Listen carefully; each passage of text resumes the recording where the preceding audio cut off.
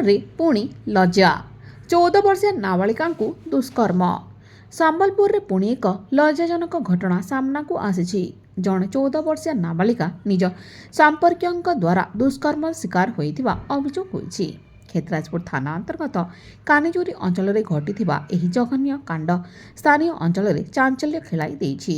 Police ତତ୍ପରତା ପ୍ରକାଶ କରି ଅଭିଯୁକ୍ତକୁ ଅଟକ ରଖି ଘଟଣା ତଦନ୍ତ ଜାରି ରଖିଛି। ସୂଚନା ଅନୁଯାୟୀ ପୀଡ଼ିତ ନାବାଳିକା ଜଣକ ପରିବାର ସହ କାନିଜୁରି ଅଞ୍ଚଳରେ ରୁହନ୍ତି।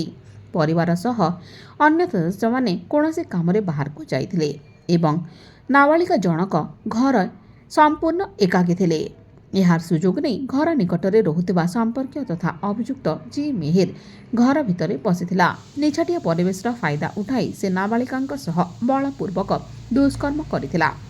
ପରିବାର ଲୋକେ ଘରକୁ ଫେରିବା ପରେ ନାବାଳିକା ଜଣକ ଭୟଭୀତ ଅବସ୍ଥାରେ କାନ୍ଦି କାନ୍ଦି ସମସ୍ତ ଘଟଣା ବଖାଣିଥିଲେ। ଏନେଇ ପରିବାର ଲୋକେ କ୍ଷେତ୍ରାଜପୁର ଥାନାର ଦ୍ୱାରସ୍ଥ ହୋଇ ଲିଖିତ ଅଭିଯୋଗ କରିବା ପରେ ପୋଲିସ କାର୍ଯ୍ୟାନୁଷ୍ଠାନ ଗ୍ରହଣ କରିଛି। ଥାନା ଅଧିକାରୀ ଅନିଲ ପ୍ରଧାନଙ୍କ ସୂଚନା ମୁତାବକ ଅଭିଯୋଗକୁ ଭିତ୍ତି କରି ପୋଲିସ ଏକ ମାମଲା ରୁଜୁ କରିଛି।